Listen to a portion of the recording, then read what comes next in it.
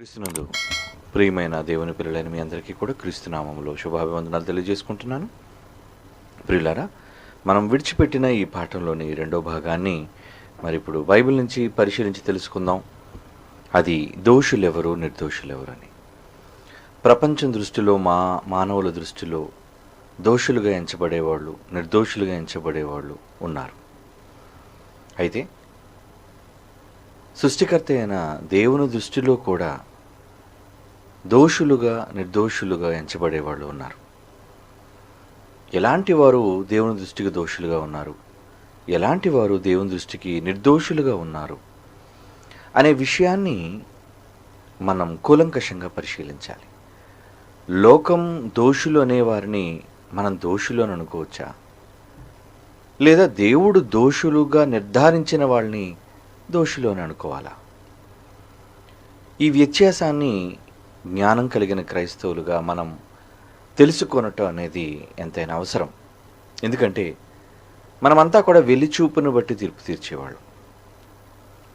బహిరంగంగా కనబడే దానిని బట్టి, లేదా ఎవరో చెప్పినది వినిన దానిని బట్టి మనం ఒకరి పట్ల ఒక తప్పుడు తీర్పును మన మనస్సులో వారి కోసం నిర్ణయించి, వారికి మనమే తీర్పు తీర్చి వారిని దోషులుగా ఎంచటం అనేది మనుషులుగా మనం చేసే అపరాధం. దేవుడు ఎవరినైనా సరే దోషిగా కానీ నిర్దోషిగా కానీ ఎంచాలి అన్న విషయం మనుషులకు అర్థం కాకపోవటం. ఒక మాట బైబిల్ నుంచి సందర్భంలో చదువుకుందాం. లూకా రాసిన సువార్త 16వ అధ్యాయం 15వ వచనంలో దేవుడు ఏమంటున్నాడో చదువుదామండి. లూకా రాసిన సువార్త 16వ అధ్యాయం 15వ వచనం. మీరు మనుషుల ఎదుట నీతిమంతులని అనిపించుకొనువారు గాని దేవుడు మీ హృదయములను ఎరుగును. చాలామంది మనుషుల దృష్టిలో మేము చాలా గొప్పవాళ్ళం, మేము చాలా నీతిమంతులం, పవిత్రులం, నిర్దోషులం, ఏ పాపము చేయని వారం అన్నట్లుగా వాళ్ళు మాట్లాడుతూ ఉంటారు. నిజానికి దేవుడు ఇక్కడ ఏమంటున్నాడు చూడండి, మీరు మనుష్యుల ఎదుట నీతిమంతులని అనిపించుకొందురు అంటున్నాడు. దేవుడే మీ హృదయములను ఎరుగును, అంటే మీ మనస్సులో ఎలా ఉన్నారు అన్న జడ్జిమెంట్ దేవుడు తీరుస్తాడు. అది సుప్రీం న్యాయస్థానం, దేవాది దేవుడు తీర్చే తీర్పది. మనుషులను బట్టి, మనుషుల నిర్ణయాలను బట్టి ఆయన తీర్పు తీర్చడు. ఆయనకంటూ ఒక మనస్సు ఉంది, ఆ మనస్సుని చట్టంగా వ్రాశాడు. ఆ చట్టం ఏది? బైబిల్.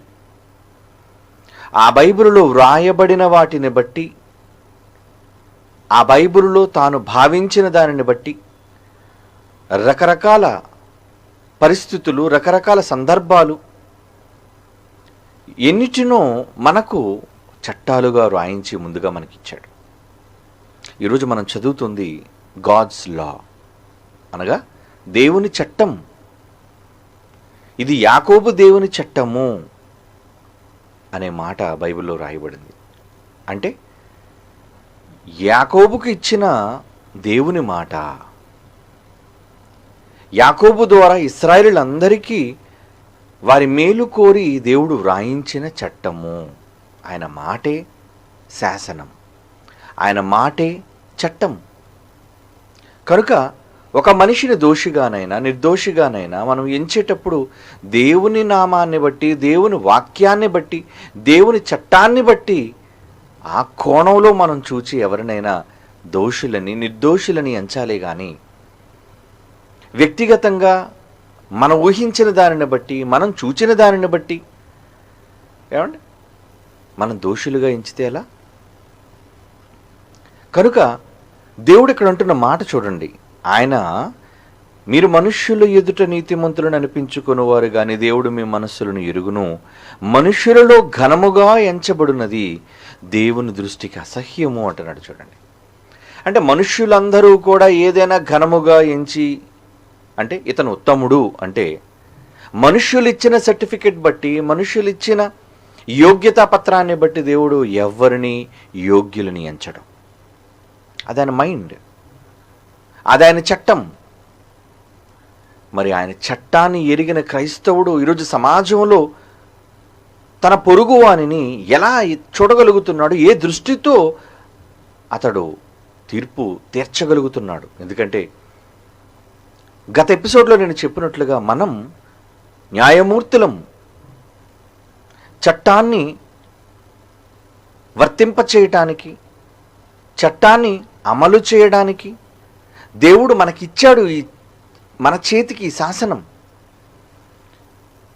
అందుకే పరిశుద్ధులు లోకమునకు తీర్పు తీర్చుదురు అనే మాట మీకు జ్ఞాపకం చేశాను నేను.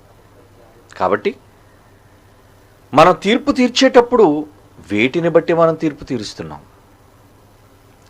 మనం విన్న దాన్ని బట్ట, మనం చూచిన దానిని బట్ట, లేదా బైబిల్ని బట్ట? వాక్యాన్ని బట్టి తీర్చే తీర్పే సరి అయిన తీర్పు. వాక్యాన్ని బట్టి, దేవుని చట్టాన్ని బట్టి అమలు చేసే తీర్పే సరి అయిన తీర్పు. ఎందుకంటే ఈ లోకము మీద మనమంతా కూడా తీర్పును వర్తింప చేయవలసిన వారు, అమలు చేయవలసిన వాళ్ళం.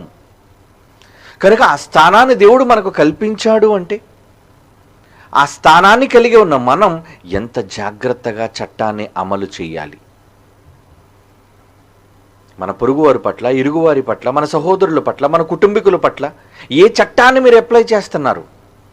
చాలామంది వ్యక్తిగతమైన కక్షలు, కోపాలతో, మానవ సంబంధమైన చట్టాలను బట్టి, న్యాయాలను బట్టి ఆలోచిస్తున్నారే కానీ వాళ్ళు దేవుని మనస్సులోనికి వెళ్ళి దేవుని యొక్క వాక్యాన్ని అనుభవంతో, వాక్యం అనే చట్టంతో తీర్పు తీర్చలేకపోతున్నారండి.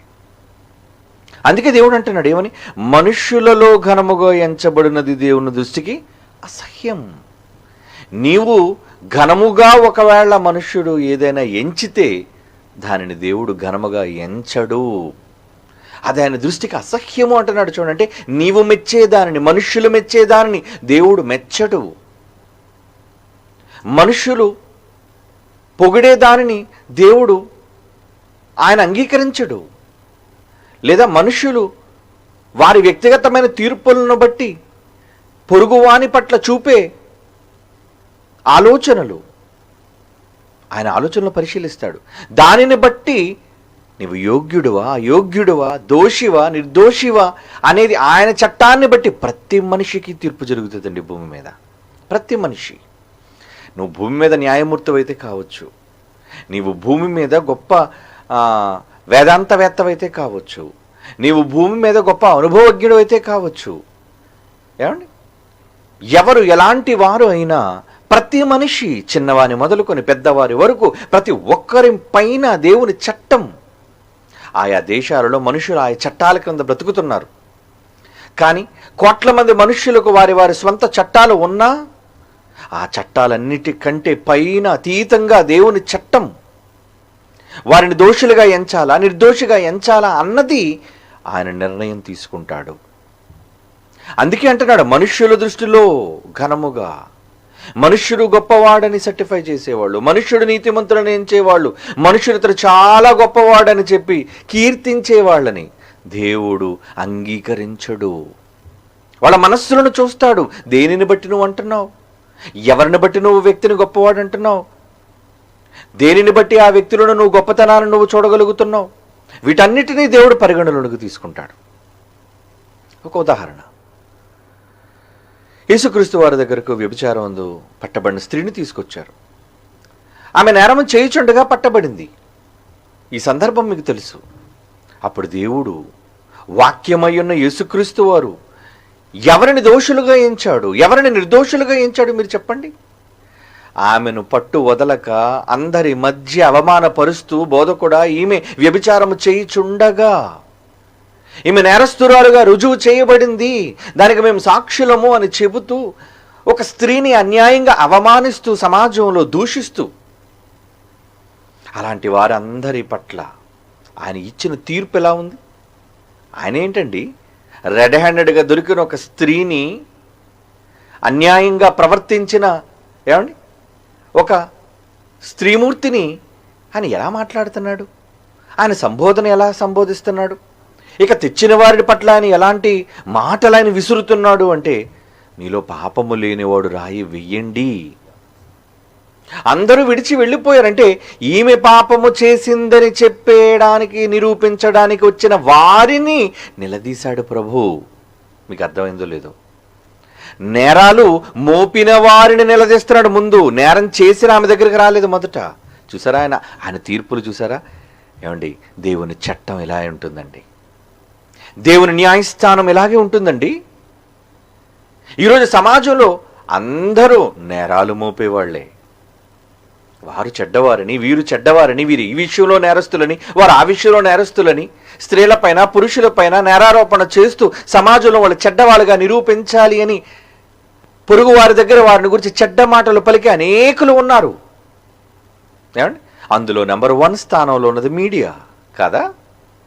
ఈరోజు అందరి నేరాలను, అందరి పాపాలను, అందరి చేసే అకృత్యాలను మేమేదో సమాజానికి చూపించి మేలు చేస్తున్నాం, మెరుగైన సమాజం వైపు నడిపిస్తున్నామని వీళ్ళందరూ దేవుని దృష్టికి దోషులు. అది వాళ్ళకి తెలీదు. అర్థమయ్యే కాలం, అర్థమయ్యే రోజు ఒకటి ఉంది. దేవుని న్యాయస్థానం ముందుకు వచ్చినప్పుడు తేలుతుంది ఎవరు దోషి, ఎవరు నిర్దోషి. ఏమండి, ఈ స్త్రీ విషయంలో నేరం చేయిచుండగా పట్టుకున్నాము అని చెప్పినప్పుడు ఏమండి, ఆ స్త్రీ మెదలకుండా, మాట్లాడకుండా మౌనంగా ఆమె తలదించుకొని ఉన్నప్పుడు యేసుక్రీస్తు వారు మొదట ప్రశ్నించినది నేరం చేసిన ఆమెను కాదు. అంటే ఆయన దృష్టిలో ఆమె మాత్రమే నేరం చేసినది కాదు. మరెవరు? నేరాన్ని మోపుతున్న వారు కూడా నేరస్తులే. నీకు క్షమ లేదు, నీకు ప్రేమ లేదు, నీవు సన్మార్గాన్ని నడిపించే మనస్సు నీకు లేదు, ఎంతసేపు నేరారోపణ చేసే దుష్ట హృదయం మీలో ఉంది. అందుకే యేసుప్రభు వారు ఏమన్నారు? ఆమెను ప్రస్తావించలేదండి. ఆ సందర్భం అంతా మీరు చదవండి. తెచ్చిన వారి పట్ల చూచి పట్టు వదలకు అడుగుతున్న వారిని చూచి అన్నాడు, మీలో నేరము లేనివాడు రాయి వేయండి అని. మరి ఎందుకు నేరం లేనప్పుడు వారు రాయి వేయలేదంటారు? ఎందుకు వారంతా కూడా మౌనంగా ఒకరి వెంట ఒకరు వెళ్ళిపోయారు? ఆ సందర్భంలో కారణం వారందరూ నేరస్తులే. అంటే నేరస్తులందరూ కలిసి మరొక నేరస్తురాలను తీసుకుని వచ్చి ఈమె నేరం చేసింది, ఈమె నేరం చేసింది అన్నప్పుడు దేవుని చట్టం ఎవరిని పట్టుకుంది? నేరము మోపబడిన వారిని కాదు, నేరము మోపిన వారిని నిలదీసింది చట్టం. నువ్వు మంచివాడువా? నేరం చెయ్యని వాడువా? ఎందుకు తీర్పు తీరుస్తున్నావు ఆమెకు చెడ్డది అని?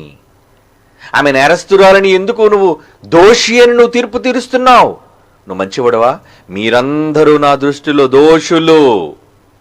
అదండి దేవుని చట్టం. మనుషుల దృష్టిలో అక్కడున్న చుట్టూ, ఆయన చుట్టూ చేరిన వాళ్ళు, లేదంటే ఆయన మాటలు వినడానికి వచ్చిన ఆ రోజు, ఆ దినం ఆయన ముందున్న వాళ్ళందరూ ఎలా అనుకుంటారండి? ఈమెను చూసి ఏమనుకుంటారు? ఈమె ఇంత చెడ్డదా? ఈమె ఇంత పాపాత్మురాలా? చూసారా? మరి తెచ్చిన వాళ్ళు ఏ నేరంలోనూ కూడా నిరూపించబడలేదు కాబట్టి వాళ్ళేదో ఉత్తములుగా వాళ్ళందరూ భావించి ఉండొచ్చు ఆ రోజు. కానీ యేసు ఎప్పుడైతే ఈ మాట అన్నాడో, ఏంటి పాపము లేని వాడిని రాయి వెయ్యమంటే వీళ్ళెవరూ రాయి వెయ్యకుండా వెళ్ళిపోయారంటే, అంటే వీళ్ళు కూడా పాపులేనన్నమాట. అప్పుడు అర్థమైంది సమాజానికి, వీరు కూడా నేరం ఆరోపించిన వాళ్ళు కూడా, ఆరోపించబడినవారు కాదు, నేరం ఆరోపించిన వాళ్ళు, నేరం మోపిన వాళ్ళు, వారు కూడా నేరస్తులేనన్నమాట. చూసారా దేవుని చట్టం ఎవరిని దోషులుగా పట్టుకుందో? అదండి దేవుని యొక్క న్యాయ వ్యవస్థ. ఇలాంటి వ్యవస్థను బట్టి యావత్తు సమాజానికి, ప్రపంచానికి, వాడు దేశానికి రాజైనా, వాడు ఆ దేశంలో కడు పేదవాడైనా, సామాన్యుడైనా, అందరికీ అదే చట్టం. అందరికీ అదే చట్టాన్ని దేవుడు అప్లై చేస్తున్నాడండి. అందుకే ఒక మంచి మాట చదువుదాం. ఏమండి, దేవుడు అంటున్న ఒక మాట, సామెతల గ్రంథం 16వ అధ్యాయం 2వ వచనంలో ఏమని రాయించాడో చూడండి. ఈ చట్టంలో సామెతల గ్రంథం 16వ అధ్యాయం 2వ వచనం, ఒకని నడతలన్నీయు వాని దృష్టికి నిర్దోషములుగా కనబడును. నేనే తప్పు చేయలేదు, నేను చాలా పవిత్రుడను, నేను చాలా మంచిదానను, మంచి వాడను అనుకునేవాళ్ళు చాలా మంది ఉంటారు మనలో. ఏమండి, ఒకని నడతలన్నీయు వాని దృష్టికి నిర్దోషములుగా కనబడును, యెహోవా ఆత్మలను పరిశోధించును. నీకు నువ్వు సర్టిఫై చేసుకుంటే కాదు, నీకు నువ్వు నేరస్తుడు కాదు, నేను నిర్దోషి, నేను నువ్వనుకుంటే కాదు. నువ్వు దోషివో నిర్దోషివో అని తేల్చే చట్టం దేవుని చేతిలో ఉంది. ఏమండి, ఏ మనిషి ఒప్పుకుంటాడు నేను నేరస్తుడని? నేను చాలా మంచోడినండి. ఎదుటి వారి పైన ఏమండి నిందించడానికి పలికే ఈ నోరు తన్ను తాను నిందించుకుంటుందా? ఎప్పుడైనా తన తప్పు తాను తెలుసుకుంటుందా? తన తప్పు తాను తెలుసుకొనకుండా ఇతరుల పైన తప్పులు మోపే సమాజం ఈరోజు అందరూ. కానీ దేవుని జ్ఞానాన్ని కలిగిన వారు అలా చూడరండి. అందరినీ నేరం ఆరోపించబడిన వారైనా, నేరం చేయబడిన వారైనా, నేరం చేసిన వాళ్ళైనా ఏమండి వాళ్ళు ఆ విధంగా తీర్పు తీరుస్తుందా? లేదండి. అందుకే దేవుని చట్టంలో ఏమంటున్నాడు? ఒక నడతలని వాని దృష్టికి నిర్దోషములుగా కనబడును, యెహోవా ఆత్మలను పరిశోధించును. ఎవరు ఉత్తములో, ఎవరు మంచివాళ్ళో, ఎవరు దుష్టులో, ఎవరు దోషులో అది దేవుని న్యాయస్థానంలో తేలుతుంది. Already decided. ఎప్పుడో తేలేది కాదండి. మీరు పలికే మాటలు, మీరు చేసే పనులు, మీరు దోషులుగానైనా నిర్దోషులుగానైనా మిమ్మల్ని ఎంచుతున్నాయి. మీ క్రియలే మీ మీద సాక్ష్యం పలుకుతున్నాయి. మీ మాటలే మీ మీద సాక్ష్యాలుగా నిలబడుతున్నాయి. అక్కడ తెలిసిపోతుంది ఎవరు దోషి ఎవరు నిర్దోషి అని. అది సమాజం గుర్తించవచ్చు, గుర్తించకపోవచ్చు. ఏమండి, మరొక మాట అదే సామెతల గ్రంథంలో 30వ అధ్యాయం 12వ వచనంలో ఏమంటున్నాడు చూద్దాం. సామెతల గ్రంథం 30వ అధ్యాయం 12వ వచనం. తమ దృష్టికి తాము శుద్ధులై తమ మాలిన్యం నుండి కడుగబడని వారి తరము కలదు. ఏమండి, తమ దృష్టికట వాళ్ళు ఎలా ఉన్నారట? తమ దృష్టికి తాము శుద్ధులై అంటే మేము చాలా పవిత్రులం, మేము చాలా ఉత్తములం, మేము చాలా మంచివాళ్ళం, ఏ దోషము చేయని నిర్దోషులం అని అనుకునే తరము కలదు. కానీ వాళ్ళలో ఏముందట? మలినం. వాళ్ళలో మలినం, వాళ్ళ మనస్సు మలినం, వాళ్ళ మాట మలినం, వాళ్ళ ఆలోచన మలినం. అందుకే ఏమంటున్నాడు? తమ మాలిన్యం నుండి కడుగబడని వారి తరము కలదు. వాళ్ళంతా ఎవరు? గులివింద గింజలు. తమ తప్పును ఎరుగక పరుల తప్పుల జోలికి పోతూ, పరులను నేరస్తులుగా నిలబడుతూ, సమాజంలో చెడ్డగా మాట్లాడేవాళ్ళు వీళ్ళందరూ ఎవరనుకుంటున్నారు? తమ దృష్టికి వాళ్ళు చాలా శుద్ధులు, మేము చాలా మంచోళ్ళు అండి, మేము ఎప్పుడు ఇలాంటివి మా జీవితంలో చేయలేదండి. నువ్వు చేసావో, ఆలోచించావో, మాట్లాడావో, దేనిని బట్టి నువ్వు దేవుని దృష్టిలో దోషిగా నిర్దోషిగా నిలబడుతున్నావు అనేది నీకు అర్థం కాకపోవచ్చు. కానీ దేవుడు అంటున్నాడు, ఆయన మాటలో చెబుతున్నాడు ఏమని? తమ దృష్టికి తాము శుద్ధులై తమ మాలిన్యం నుండి కడుగబడని వారి తరము కలదు. నువ్వు కడుగబడలేదు, నువ్వు మంచివాడిగా మారలేదు, ఇంకా నీలో పరివర్తన రాలేదు. నువ్వు మారాలి. నువ్వు నా దృష్టిలో ఇంకా దోషిగానే కనబడుతున్నావు. నీ నిర్దోషత్వం నాకు కనబడటం లేదు. నీ నిర్దోషత్వం నాకు కనబడటం లేదు అంటే తప్పు చేస్తే దోషి అనుకుంటున్నావా? ఈ సందర్భంలో ఒక మాట మీకు చదివి వినిపించాలి అనుకుంటున్నాను ప్రియులారా. రాజైన దావీదు మీ అందరికీ తెలుసు. ఏమండి, రాజైన దావీదు తప్పు చేశాడు. మనిషి కదా, మనం అంతా తప్పులు చేస్తాం. భూమి మీద పుట్టిన మనిషి అయిన ప్రతి వాడు నేరస్తుడు, ఒకదానిలో మరొక దానిలో. అది స్త్రీ అయినా పురుషుడైనా ఎవరైనా.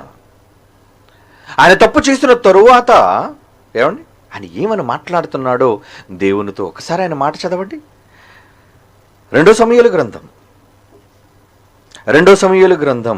22వ అధ్యాయం 21, 25 వచనాలు చదువుకుందామండి. 2 సమూయేలు గ్రంథం 22వ అధ్యాయం 21వ వచనం. నా నీతిని బట్టి నాకు ప్రతిఫలమిచ్చెను. నా నీతి ఏంటో నాకు తెలుసు. నా నిర్దోషత్వమును బట్టి నాకు ప్రతిఫలమిచ్చును. నా నిర్దోషత్వమును బట్టియే నేను నిర్దోషిగా ఉన్నాను. ఏమిటి, సమాజం అంతా ఆయనను ఒకళ్ళ నేరస్తుడనో, వ్యభిచారునో, నరహంతకుడనో ఒకళ్ళు పిలిస్తే పిలవచ్చండి. ఏమంటే ఈ రోజుకి దావీదు నించేవాళ్ళు లేరా? ఉన్నారు. ఈ రోజుకి మనుషులను నేరస్తులుగా చూసేవాళ్ళు ఉన్నారు. కానీ దేవుడు ఏమంటున్నాడు? నా నీతిని బట్టి ఆయన నాకు ప్రతిఫలం ఇచ్చును, నా నిర్దోషత్వమును బట్టియే నాకు ప్రతిఫలం ఇచ్చాడు ఆయన. కావున నేను నిర్దోషినయుండుట యెహోవా చూచెను. ఏంటంటే ఈ మాట అంటున్నాడు ఆయన? నేను నిర్దోషినయుండుట యెహోవా చూచెను, తన దృష్టికి కనబడిన నా చేతుల నిర్దోషత్వమును బట్టి నాకు ప్రతిఫలం ఇచ్చెను. మారిపోయాడా? దోషిగా ఉన్నవాడు దేవుని దృష్టిలో నిర్దోషిగా మారిపోయాడు. నువ్వు మారుతున్నావా? నేను ఏ తప్పు చేయలేదు, నేను చాలా ఉత్తముడు, నేను నిర్దోషుడు అనుకుంటున్నావేమో. పరులను గూర్చి చెడ్డగా మాట్లాడే ప్రతి ఒక్కరూ దోషులే. ముందు మీరు దేవుని ఎదుట నిర్దోషులుగా ఉన్నారో దోషులుగా ఉన్నారో అనేది మీరు తేల్చుకోవాలి. లేదా ఆయన చట్టం మీ మీద మరణించిన మరుక్షణం అప్లికబుల్,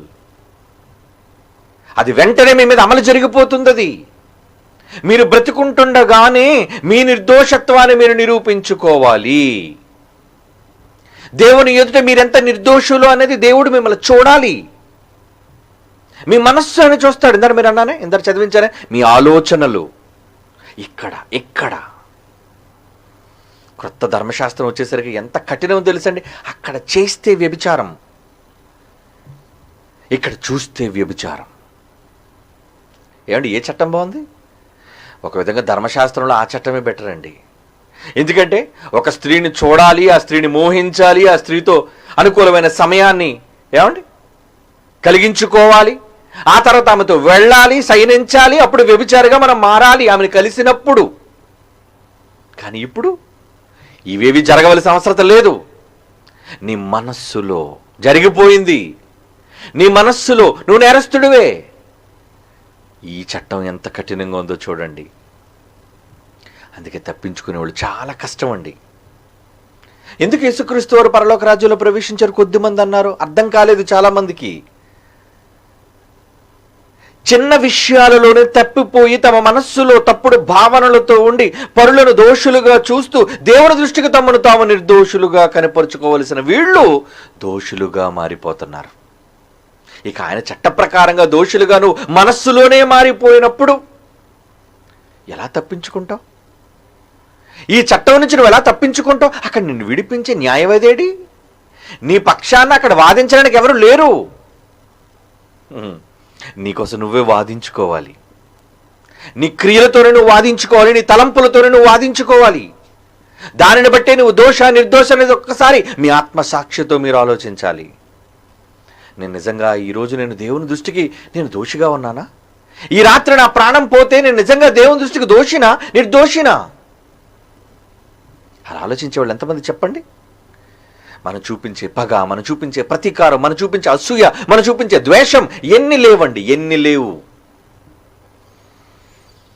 ప్రతిరోజు మన దైనందిన జీవితంలో ఎందరి పట్ల కక్ష, ఎందరి పట్ల వ్యతిరేకం, ఎందరి పట్ల అసూయ, ఎందరి పట్ల ద్వేషం, ఇవన్నీ మనస్సులో బయటికి ఎవ్వరూ కనబడరు. అందరూ గొప్పవాళ్ళు, అందరూ శుద్ధులు, అందరూ నీతిమంతులు.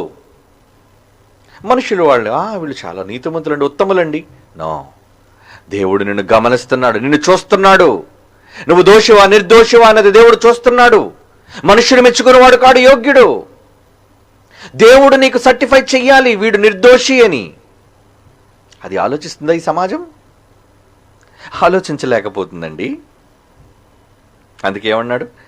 చదువుతో మళ్ళా మాట 2 సమూయేలు గ్రంథంలోని దావీదు గారు అంటున్న మాట, నా నీతిని బట్టి నేను ఆయనకు ప్రతిఫలం ఇచ్చాను, నా నిర్దోషత్వం బట్టి నాకు ప్రతిఫలం ఇచ్చెను. కావున నేను నిర్దోషినయుండుట యెహోవా చూచెను, తన దృష్టికి కనబడిన నా చేతుల నిర్దోషత్వమును బట్టి నాకు ప్రతిఫలం ఇచ్చెను. ఆయన చూశాడు నా చేతుల్లోని నిర్దోషత్వం, ఆయన గుర్తించాడు నా ఆలోచనలో నిర్దోషత్వం. మారాను అంటున్నాడండి. దేవుని చట్ట ప్రకారంగా నేను మారినవాడును అంటున్నాడు. అంటే నిజంగా దేవుని చట్టాన్ని బట్టి అందరూ తమ విధి విధానాలను మార్చుకోగలుగుతున్నారు, అనుగుణంగా దేవుని చట్టానికి అనుగుణంగా ఉండగలుగుతున్నారు. ఏమండి, సమాజం దృష్టిలో ఎవరో నీ మీద నేరస్థాపన చేశారనో నువ్వు చెడ్డవాడనో లోకం అనుకుంటే వాళ్ళ అజ్ఞానులు. ఇందాక మనం చదువుకున్న మాట ప్రకారంగా అలాంటి వాళ్ళు నేను ఎంచే వాళ్ళందరూ ఎవరనుకుంటున్నావు? వాళ్ళెవరో తెలుసా? వాళ్ళు మంచి వాళ్ళని వాళ్ళు అనుకుంటున్నారు, కానీ దేవుని దృష్టికి వారి యొక్క ఎంత దోషతత్వం అంతా కూడా, మొత్తం దుష్టత్వం అంతా కూడా కనబడుతుంది. అందుకు ఒక మంచి మాట అంటాడండి. చూద్దాం ఇర్మియా గ్రంథం 2వ అధ్యాయం 22వ వచనం. ఇర్మియా గ్రంథం 2వ అధ్యాయం 22వ వచనం. నీవు క్షారముతో కడుగుకొనినను విస్తారమైన సబ్బు రాసుకొనినను నీ దోషము మరకవలే నాకు కనబడుచున్నది. ఇది నా వాక్కు అంటున్నాడు. నువ్వు అనుకుంటున్నావేమో నేను క్లీన్ అయిపోయాను, నేను చాలా మంచివాణ్ణి, నేను చాలా పరిశుద్ధుణ్ణు, నేను చాలా నీతిమంతుణ్ణు నువ్వు అనుకుంటున్నావా? ఓ క్షారం రాసుకున్నాను, సబ్బు రాసుకున్నాను, మొత్తం అంతా నేను పరిశుభ్రం చేసేసుకున్నాను, నేను చాలా పవిత్రుడిగా మారిపోయాను అనుకుంటున్నావా? దేవుడు అలాంటి వాళ్ళని చూచి ఏమంటున్నాడో తెలుసా? ఏమంటున్నాడు? నీ దోషము మరకవలే. అరే మరక ఉందరా, డాగ్ ఉందరా, ఇంకా నువ్వు సరిగ్గా కడుక్కోలేదు, నువ్వు సరిగ్గా నువ్వు శుద్ధి చేసుకోలేదు, ఇంకా నీ దోష తత్వం నాకు కనబడుతుంది, నీ దుష్ట మనస్సు నాకు కనబడుతుంది, నీ దుష్ట ఆలోచనలు నాకు కనబడుతున్నాయి. నువ్వు ఎప్పటికీ నా దృష్టిలో దోషివే. చూసారా, దేవుని దృష్టికి మనం దోషులుగా ఎంచబడిపోతున్నాం. అంటే మనలను మనం శుద్ధి చేసుకోవాలి, మనలను మనం కడుక్కోవాలటండి కదా. మిమ్మును మీరే పవిత్రులుగా నిర్దోషులుగా దేవుని ఎదుట కనుపరుచుకునేటట్లుగా మీరు ప్రవర్తించాలి. ఎప్పుడు క్రీస్తు రక్తం మీకు వస్తుంది? అంటే మీకు నచ్చినట్లుగా మీరుంటున్నా, దేవునికి విరుద్ధంగా మీరు ప్రవర్తిస్తున్నా ఆయన రక్తం మిమ్మల్ని కడుగుతుంది అనుకుంటున్నారేమో అమాయకులారా. నో. ఆయన చట్టానికి అనుగుణంగా ఎప్పుడైతే మీ ఆలోచనలు మీ క్రియలు మారుతాయో అప్పుడు ఆ రక్తం మీకు అప్లై అవుతుంది. అప్పుడు నేను నిర్దోషిని. అలా మీరు మారకుండా, మిమ్మల్ని మీరు మార్చుకోకుండా, నేను బాప్తీసం తీసుకున్నాను కాబట్టి నేను ఆయన దృష్టికి నిర్దోషినే అని ఒకడు మీరు పొరపడుతున్నారేమో. నో. ఆయన రక్తం మీరు క్రీస్తుతో పాటు దేవునితో పాటు అన్యోన్య సహవాసం కలిగిన వారై నడుస్తున్నప్పుడు ఎందుకు మీకు రావాలి అంటే అక్కడ కూడా మీరు దోషులుగా మారారన్నమాట, దోషులుగానే బ్రతుకుతున్నారన్నమాట. మరి మీరు నిర్దోషులుగా మారాలి అంటే ఆయన రక్తం రావాలి, మిమ్మల్ని శుద్ధి చెయ్యాలి. మిమ్మల్ని మీరు శుద్ధి చేసుకుంటున్నారు, కానీ మీ మరకలు ఇంకా ఆయనకు కనబడుతున్నాయి. మిమ్మల్ని మీరు నిర్దోషులుగా మీరు కనపరుచుకోలేరు. అలా మీరు అనుకున్నా మీరు దేవుని దృష్టికి దోషులే. ఎందుకంటే మీ మాట బాగోలేదు, మీ ఆలోచన బాగోలేదు. ఏమండి, దేవునికి అనుగుణంగా ఆయన వాక్యానికి అనుగుణంగా లేరు మీరు. ఏమంటే మనస్సుల్లో ఎన్ని ఉంటాయి చెప్పండి. ఎదుటివారి పట్ల మన మనస్సుల్లో ఎన్ని తప్పుడు ఆలోచనలు ఉంటాయి. వారిని ద్వేషించటం, ఏమండి కపటంగా వాళ్ళతో మాట్లాడటం, ఇవన్నీ దేవుడు గమనించడు అనుకున్నారా? అన్నీ గమనిస్తాడు దేవుడు. వాటిని బట్టి మీరు దోషుల నిర్దోషుల అనే తీర్పు జరుగుతుంది. అది ఆయన చట్టంలో రాయించాడు. అది ముందుగా మీరు అర్థం చేసుకోవాలి. ఏమండి, యోబు గారు ఏమంటున్నారు చూద్దాం ఒక మాట. యోబు గ్రంథం 9వ అధ్యాయం 2వ వచనం. యోబు గ్రంథం 9వ అధ్యాయం 2వ వచనం, అలాగే 20వ వచనం కూడా చదువుదామండి. యోబు గ్రంథం 9వ అధ్యాయం 2వ వచనం 20వ వచనం. వాస్తవమే, ఆ సంగతి అంతేనని నేను ఎరుగుదును, నరుడు దేవుని దృష్టికి ఎట్లు నిర్దోషియగును. ఏమండి, నరుడు దేవుని దృష్టికి ఎట్లు నిర్దోషియగును. నా వ్యాజ్యము న్యాయమైనను నా మాటలు నా మీద నేరము మోపును. నేను అడిగే విధానం రైట్ అని నేను అనుకుంటున్నానేమో కానీ నా మాటలు నా మీద నేరము మోపును. ఇంకా నేను దేవుని దృష్టిలో నేరస్తుణ్ణి, ఎందుకంటే నేను తప్పుడు మాటలు మాట్లాడుతున్నాను. పొరుగు వాని పట్ల నేను తప్పుడు మాటలు నేను మాట్లాడుతున్నాను. చూసారా, యోబు గారు ఇస్తున్న సెల్ఫ్ విట్నెస్, సొంత సాక్ష్యం. దేవుడు ఎవరిని నిర్దోషులుగా ఎంచుతాడు, దేవుడు ఎవరిని దోషులుగా గుర్తిస్తాడు. ఏమంటున్నాడు? ఆ సంగతి అంతేనని నేను ఎరుగుదును, నరుడు దేవుని దృష్టికి ఎట్లు నిర్దోషి అవ్వాలి. నువ్వు దేవుని దృష్టికి నిర్దోషి కావాలి ఓ మనిషి. లోకం అంతా నన్ను ఉత్తముడుగా అంటుంది. ఏమంటే ఈరోజు వైట్ కాలర్ క్రైమ్స్ అన్నారు. ఈరోజు ఎంతోమంది సమాజానికి, మనుష్యులకు, చట్టానికి దొరకని దొంగలు ఎంతమంది లేరు? ఉన్నారు, చాలామంది ఉన్నారు. మరి వాళ్ళంతా దేవుని దృష్టిలో దోషులు. ఈ సమాజం వాళ్ళు పట్టుకోలేకపోవచ్చు, ఈ చట్టాలు వాళ్ళకి శిక్ష విధించలేకపోవచ్చు, కానీ దేవుని చట్టం నుండి మాత్రం వారు తప్పించుకోలేరు. అలా వాళ్ళు నేరస్తులుగా మారడానికి ఎన్నో కారణాలు. అందులో యోబు గారు అంటున్న కారణం ఏంటి చూడండి. నా వ్యాజ్యము న్యాయమైనను, నాకు న్యాయమేమో నా వ్యాజ్యము, నా మాటలు నా మీద నేరము మోపును. నేను యథార్థవంతుడనైనను దోషి అని ఆయన నన్ను నిరూపించును. నేను యథార్థవంతుడిని నేను అనుకుంటున్నాను, కానీ ఆయన ఏమన్నాడు తెలుసా? అరే నువ్వు దోషివిరా, నా దృష్టిలో నువ్వు నేరస్తుడివే. అంటే ఇప్పుడు ఎవరి దృష్టికి మీరు యోగ్యులుగా కనబడాలి? దేవుని దృష్టికి యోగ్యులుగా కనబడాలి. అలా కనబడాలి అంటే మీరు మాటల విషయంలో ఎంత జాగ్రత్తగా ఉండాలి, మీ తలంపులలో ఎంత జాగ్రత్తగా ఉండాలి. ఇక్కడ పట్టుకుంటాడు ఆయన, ఇక్కడ పట్టుకుంటాడు ఆయన. నీ మార్పు ఎక్కడ జరిగిందో లేదో చూస్తాడు ఆయన. బయట నటన కాదు, అది వేషధారణ. 10 మంది కనబెట్టేటప్పుడు ఉత్తముడుగా ఉత్తమురాలిగా ప్రవర్తించటం కాదు. నీవేంటో, నీ మనస్సు ఏంటో, నీ ఆలోచనలు ఏంటో, నీ తలంపులేంటో అవన్నీ ఆయన పట్టుకుంటున్నాడు, ఆయన చూస్తున్నాడు. దానిని బట్టి ఆయన తీర్పు తీరుస్తాడు అంటున్నాడు చూడండి.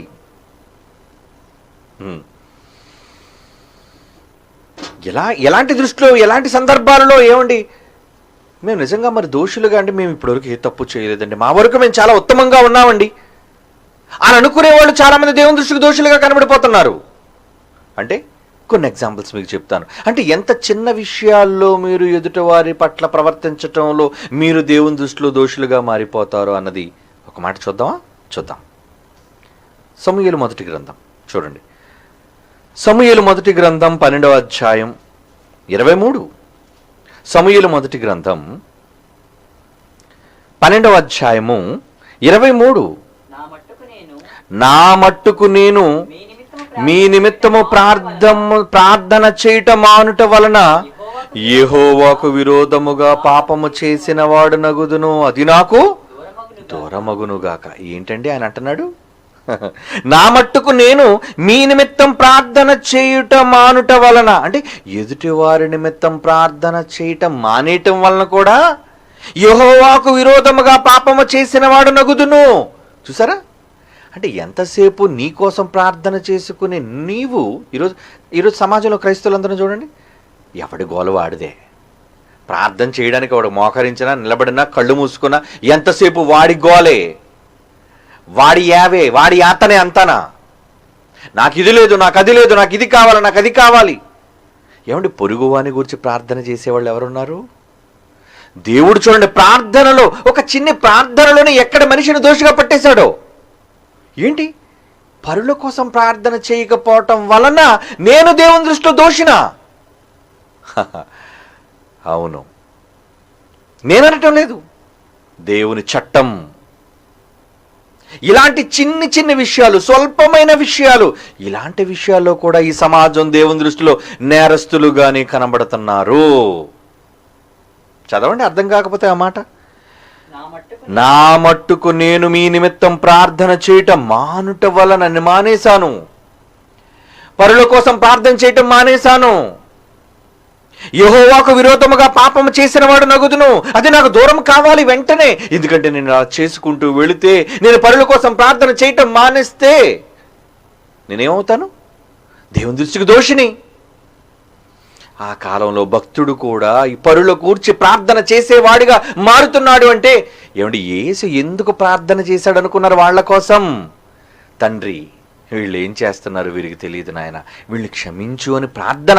ఆ సమయంలో, ఆ వేదనకరమైన చోటులో ఆయన రక్తం అంతా కారుతున్నప్పుడు ప్రార్థన చేయవలసిన అవసరత ఉందంటారు ఆయనకి? చట్టం తెలుసు ఆయనకి. మనిషిగా వచ్చాడు కనుక నేను దేవుని దృష్టిలో ఈ విషయంలో నేరస్తుడిగా మారడానికి వీలు లేదు, నేను ప్రార్థన చేస్తానయ్యా. మరి మన కోసం ఏం చెప్పాడు? ఏమండి, మన కోసం ఏం చెప్పాడు? మీరు ప్రార్థన చేయుటకు నిలబడినప్పుడల్లా, గతంలో నేను చెప్పాను, ప్రశ్నల జవాబులోనే ఎక్కడో నేను చెప్పాను, మీరు ప్రార్థన చేయడానికి నిలబడినప్పుడల్లా మీరు ఎవరిని జ్ఞాపకం చేసుకోవాలి? మీ శత్రువులకు జ్ఞాపకం చేసుకోవాలా? ఆ శత్రువులను జ్ఞాపకం చేసుకొని ఏమడగాల? వాళ్ళు ప్రాణం తీయమనా? ఏమండి, వాళ్ళకి కీడు రప్పించమనా? ఏం మీరు కోరుకోవాలి? ఆ శత్రువులను గూర్చి మీరు ప్రార్థన చేయనప్పుడల్లా మీరు వారిని క్షమించండి. అదండి ఆయన చెప్పిన సూత్రం. అంటే మీ మనస్సులో ఎదుటి వారి పట్ల పగ, ద్వేషం ఇవి ఉన్నంత కాలం జాగ్రత్తగా నోట్ చేసుకోండి. ఇది చాలా సింపులే, కానీ మీలో అనేక మంది ఈ విషయాల్లోని దేవుని దృష్టికి దోషులు. మీరు అలా దోషులుగా మారకుండా ఉండాలి అంటే మీరు చేయవలసిన అత్యంత స్వల్పమైన ప్రాథమికమైనది ఇది. మీరు నిలువబడినప్పుడల్లా మీరు ప్రార్థన చేయగలుగుతున్నారా? ఏమండి, పరుల గురించి ప్రార్థన చేయగలుగుతున్నారా? మీ శత్రువుల గురించి ప్రార్థన చేయగలుగుతున్నారా? లేదా వాళ్ళ మీద పగ తీర్చుకోవాలనుకుంటున్నారా? లేదా వాళ్ళ గురించి దుష్ప్రచారం ఏమైనా చేస్తున్నారా? చూసారా? అంటే దేవుని దృష్టిలో ఏది నేరంగా పరిగణించబడుతుంది, ఏది మంచిగా పరిగణించబడుతుంది, ఇది మీరు ఆలోచించాలి. బైబిల్లో దేవుడు రాయించాడు, అక్కడక్కడ అక్కడక్కడ అక్కడక్కడ, అచ్చట కొంత ఇచ్చట కొంత. వీటన్నిటిని దగ్గర పెట్టి చదివినప్పుడు మీకు అర్థం కావాలి. ఏమని అర్థం కావాలి? ఎంతసేపు నేను గొప్పవాడిని చెప్పుకోవటం కాదు, ఎదుట వాళ్ళను గూర్చి నువ్వు ప్రార్థన చేయటం, నీ శత్రువులను జ్ఞాపకం చేసుకొని వాళ్ళు క్షమించటం. ప్రార్థన చేయనప్పుడల్లా ఏమండి, వారిని క్షమించుడి అంటున్నాడు. చదువుతారా మాట? మార్కు సువార్త చూడండి, ఒకసారి జ్ఞాపకం చేసుకుందాం ఈ సందర్భంలో. మార్కు సువార్త 11వ అధ్యాయం 25వ వచనం. మార్కు సువార్త 11వ అధ్యాయం 25 అండి. ఏమంటున్నాడు అక్కడ? మీకు ఒకరి మీద ఒకరికి విరోధము ఏమైనా కలదని ఒకవేళ మీరు అనుకుంటే, మీరు నిలువబడి ప్రార్థన చేయనప్పుడల్లా వారిని క్షమించండి. అప్పుడు పరలోకమందున్న మీ తండ్రి మీ పాపములు క్షమించను. అంటే మీరు నిర్దోషులుగా దేవుని దృష్టిలో కనబడాలి అంటే మీ దృష్టిలో దోషులైన వారిని మీరు క్షమించండి. మీరు క్షమింపని ఎడల పరలోకమందు మీ తండ్రి మీ పాపములు క్షమించడు గనుక మీరు నేరస్తులే ఆయన చట్ట ప్రకారంగా. అదేనండి ఇక్కడిక్కడే సమూయేలు గ్రంథంలో భక్తుడు ఎందుకు మాట్లాడుతున్నాడు ఈ మాట? నేను ప్రార్థన చేయటం మానడం నాకు దూరం కావాలి, నేను మీకోసం ప్రార్థన చేయటం మానేశాను. పౌలంతటి వాడే మమ్మల్ని గురించి మీ ప్రార్థనలో జ్ఞాపకం చేసుకోండి ఏం అవసరం అడగడానికి, అలాగే మిమ్మల్ని అందరిని గురించి నా ప్రార్థనలో జ్ఞాపకం చేసుకుంటున్నాను అని అనటంలో ఉద్దేశం ఏంటి? ప్రార్థన కూర్చున్నప్పుడు నీకు అవసరతలో ఉన్నది అడగడం కాదు దేవుణ్ణి, అది నేర్చుకుంది ఈ సమాజం. ప్రార్థన అంటే నీ అవసరాలు దేవుని దగ్గర పెట్టడం అనుకుంది ఈ సమాజం. అదే తెలుసు. అయినా నువ్వు దోషివే, అయినా నువ్వు నేరస్తుడివే, అయినా నువ్వు అనీతిమంతుడివే దేవుని దృష్టిలో. మరి దేవుని దృష్టిలో ఎప్పుడు నువ్వు నేరస్తుడు కాదో తెలుసా? నీవు నిలబడినప్పుడల్లా ప్రార్థనలో ఎదుటి వారిని జ్ఞాపకం చేసుకుని వారిని క్షమించగలిగే మనస్సు నీకు ఉన్నప్పుడు అప్పుడు నువ్వు ఆయన దృష్టిలో నిర్దోషివి. అంతేనా? ఇంత చిన్న విషయంలోనేనా? అవునండి. కానీ ఎంత అర్థమైంది క్రైస్తవులకి? అర్థమైనట్టుగా ఉంటుంది కానీ అర్థం కాదు, ఏది అర్థం కాదు. ఏమండి, అర్థమైనట్టుగా ఉంటారంటే ఏమీ అర్థం చేసుకోరు వాళ్ళు అర్థం చేసుకోరండి. అర్థం చేసుకోకపోగా వాళ్ళు చెడ్డవాళ్ళు, వీళ్ళు చెడ్డవాళ్ళు, వీళ్ళు అలాంటి వాళ్ళు, వాళ్ళు అలాంటి వాళ్ళు అనే మనస్సులో నీకున్న తలంపులు. నేను చాలా ఉత్తమం నేను అనుకునే నీకు నువ్వు చేసుకుంటావే, సర్టిఫికెట్ ఇచ్చుకుంటావే, అది దేవుని దృష్టికి నీచం. అందుకే యేసుప్రభు వారు ఒక ఉపమానం చెప్పారు. ఉపమానం చెబుతూ ఇద్దరు ప్రార్థన చేయడానికి వెళ్ళారు. ఒకడు లోపలికి పోయాడు, ఒక ఆయనేమో బయట నిలబడ్డాడు. వాళ్ళిద్దరు ప్రార్థన చిన్నప్పటి నుంచి మనం వింటున్నాం, అయినా మనకి జ్ఞానోదయం కలగటం లేదండి. ఎందుకు చెప్పాడు యేసుప్రభు ఇవన్నీ? అబ్బా భలే ఉంది ఉపమానం కథ అనుకుంటున్నారా? కాదు, ఆ ఉపమానంలో ఉన్న భావం నువ్వు చెయ్యాలి వాటి ప్రకారంగా. నువ్వు వింటే కదా. ఏమండి, చాలామంది వినరు, నువ్వు చెప్పేవాడు మేము వినేవాళ్ళం. అందుకే అలాంటి వాళ్ళందరూ దేవుని దృష్టిలో దోషులే. ఏమంటున్నాడు? లోకాసువార్త 18:9-14 వచ్చిన మనం చదవగలిగితే అండి, ఆ సందర్భం అంతటిలో వాడు అక్కడ ఏం మాట్లాడుతున్నాడో తెలుసా? తామే నీతివంతులను తను నమ్ముకుని ఇతరులతో తృణీకరించి కొందరితో, అంటే మేము చాలా ఉత్తములు, మేము మీలాంటి చెడ్డవాళ్ళం, చెడిపోయిన వాళ్ళు, నీచులు మేము కాదు. ఈ స్వభావం చాలా మందిలో ఉంటుందండి. మనుషులు, స్త్రీలలోను పురుషుల్లో చాలా మందిలో ఉంటుంది. మేము చాలా మంచోళ్ళు అండి, మీలాంటి పాపులు మేము కాదు, మీలాంటి తప్పులు మేము చేయలేదు, మీలాంటి నీచులుగా మేము లేము అని తమ్మును తాము అనుకునేవాళ్ళు. మేము చాలా పవిత్రులం, మేము చాలా గొప్పవాళ్ళు, మా కుటుంబాలు చాలా గొప్పగా మేము ఉన్నాం, బ్రతుకుతున్నాం అని అనుకునే వాళ్లతో చెబుతున్నాడు ఈ మాట. ప్రార్థన చేటుకి ఇద్దరు మనుషులు దేవాలయంలోకి వెళ్ళి వారిలో ఒకడు పరిసేడు, ఒకడు సుంకరి. పరిసేడు నిలువబడి వీడి మాటలు చూడండి ఏమన్నా, దేవా నేను చోరులను, అన్యాయస్తులను, వ్యభిచారులైన ఈ ఇతర మనుషుల వలె ఈ సుంకర వలె నేను ఉండనందున నీకు కృతజ్ఞతాస్తుతులు చెల్లించుతున్నాను. అబ్బా వీడోడు కృతజ్ఞతలు చెల్లించడానికి? వాడు ఎలాంటి వాడు కాదట, ఏమండి వాడు ఎలాంటి వాడు కాదట. ఎలా చెప్పుకోండి చూడండి, దేవుడు దగ్గర తన గొప్పను చెప్పుకున్నాడు. దేవుడు తెలియని అమాయకుడు పాపం. నువ్వు చెబితే కానీ, నీ పొగడ్తలు నువ్వు పొగుడుకుంటేనే కానీ అర్థం చేసుకోరని పాపం అసమర్థుడు దేవుడు. ఎలా మాట్లాడుతున్నాడు చూసారు వాడు. నేను దొంగలను, అన్యాయం చేసేవాళ్ళని, వ్యభిచారం చేసేవాళ్ళ ఇంకేతర మనుషుల వలనైనను, ఇదిగో వెనకాతలు ఉన్నాడు చూసారు, బయట మాట్లాడుతున్నాడు దౌర్భాగ్యుడు, ఆ సుంకరి వలనైనను నేను ఉండను, నేను అలాంటి వాడు కాను. అదే కదండి వాడి ప్రార్థన. అంటే వాడి దృష్టిలో వాడు ఎలా కనబడుతున్నాడంటే, నేను చాలా ఉత్తమని, వీడు చెడ్డోడు, ఆ బయట ఉన్న సుంకరి చెడ్డోడు, ఆ వ్యభిచారులు చెడ్డవాళ్ళు, ఈ చోరులు చెడ్డవాళ్ళు, ఈ నరహంతకులు చెడ్డవాళ్ళు, ఈ మాట్లాడుతున్న వాళ్ళు చెడ్డవాళ్ళు. ఇలా పొరును గూర్చి చెడ్డగా మాట్లాడుకునే ప్రతి వానితో దేవుడు చెబుతున్నాడు ఏమని, ఎవరు నీతిమంతులో తెలుసా. ఆయన దృష్టికి కిందకి వెళ్ళేసరికి జడ్జిమెంట్ ఇచ్చేశాడు. ఏమన్నా తెలుసా అండి, ఏమంటున్నాడు కిందకి వెళ్ళేసరికి 14 వచ్చిన చూడండి, అతని కంటే ఇతడు నీతిమంతుడుగా, లోకస్వార్త 18:14 అండి. అతని కంటే ఇతడు నీతిమంతుడుగా తీర్చబడి, తీర్పు అక్కడ జడ్జిమెంట్ అయిపోయింది అన్న కూడా, తీర్చబడి తన ఇంటికి వెళ్ళనని మీతో చెప్పుచున్నాను. ఎవరు మంచివాళ్ళు, ఎవరు దోషి, ఎవరు నిర్దోషి. తను తాను హెచ్చించుకున్నవాడు తగ్గించుకుంటాడు, వాడు తగ్గించబడతాడు. తగ్గించేస్తాను నేను, నా దృష్టికి వాడు తగ్గించబడిన వాడు.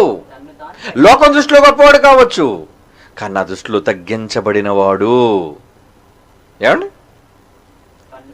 తను తాను హెచ్చించుకున్నవాడు తగ్గింపబడునని, తను తాను తగ్గించుకుని అగో సుంకరులా మాట్లాడేవాడు హెచ్చింపబడునని, నా దృష్టికి హెచ్చింపబడునని నేను అనుకుంటున్నాను. ఇది నా జడ్జిమెంట్. వాళ్ళిద్దరి కోసం దేవుడు తీర్పు తీర్చేసి పంపించేశాడండి. అంటే ఆ రోజు యేసు ప్రభు దగ్గర తెచ్చి ఈమె నేరస్తురాలు, ఈమె తప్పు చేసింది, అలాగని ఇలాగని ఆమె కోసం చెడ్డగా మాట్లాడే వాళ్ళని దేవుడు ఏమంటే వాళ్ళ క్రియలను బట్టి, వాళ్ళ పశ్చాత్తాపాన్ని బట్టి, వాళ్ళ మనస్సులో ఉన్న ఆలోచనలు బట్టి దేవుడు ఎప్పుడో పరిశుద్ధులుగా తీర్చాడే. అది దావీదు తప్పు చేశాడు. నా చేతులు ఎందుకు కనబడే నిర్దోషత్వం, లోకం నన్ను దోష అనుకున్నా, లోకం నన్ను నరహంతకుడు అనుకున్నా, నేను దేవుని దృష్టికి యథార్థవంతుడను. నా నిర్దోషత్వం దేవునికి కనబడింది అని నన్ను తీర్చాడు నిర్దోషిగా అంటున్నాడు. ఆయన మాటలు మీరు చదివారు ఇందాకడ. ఒక రాహాబ్ అనే వేశ్య, ఆవిడ నేరస్తురాలు, గోడ మీద ఉండి, ఎరుకో గోడ మీద వచ్చిన మగవాళ్ళందరితో కూడా సైనించే ఆమె, అటువంటి క్యారెక్టర్ కలిగిన లేడీ ఏంటి నీతిమంతురాలా. అంటే దేవుడు దేనిని బట్టి తీర్పు తీర్చాడు, దేనిని బట్టి దేవుడు తీర్పు తీర్చాడు. మీరైతే ఏమంటారు, ఈమె 10 మందితో పోయే ఈమె. అందులో ఎక్కువగా ఈ ఆడవాళ్లలో ఈ దౌర్భాగ్యపు మాటలు ఉంటాయండి.